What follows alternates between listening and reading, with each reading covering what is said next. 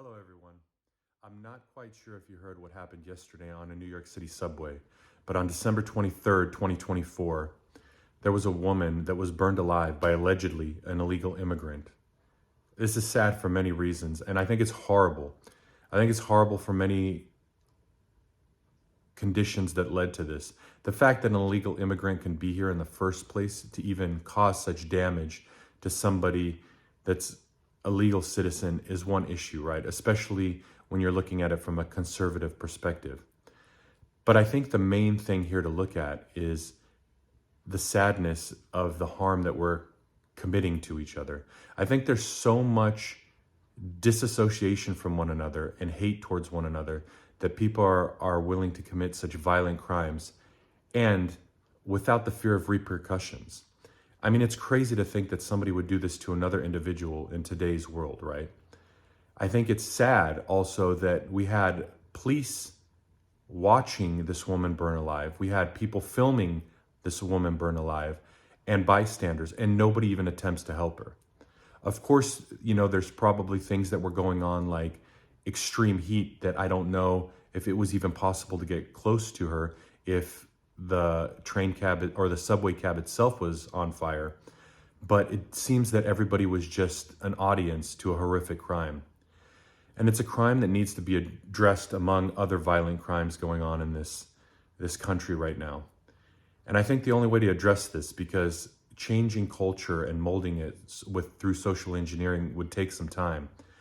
But I do think the only way to really adjust and address human behavior that's going on right now towards one another is with swift and harsh punishments. This is something that, with the overwhelming video evidence, needs to be immediately addressed. I believe this person that did this crime, if they are overwhelmingly the person that did it and it can be proven, I think something drastically needs to be done on a public scale to this individual so that it shows that this type of behavior won't be tolerated.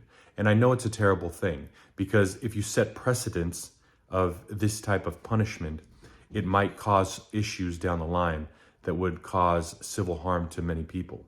But how do you address something that's been getting out of hand now for at least 4 years, possibly even 6 years, possibly even 8 years?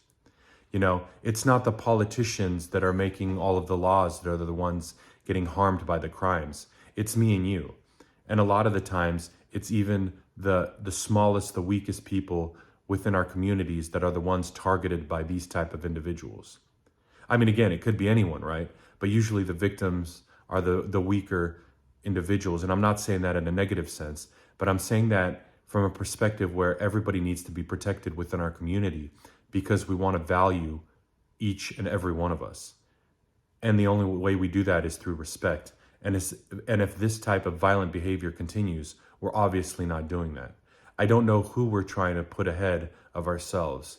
It's weird that this country's even going down a path where it doesn't want to put itself first. It wants to put everybody ahead of ourselves that's willing to just spit at our feet, spit at the country's feet, spit at the flag, and just hate it.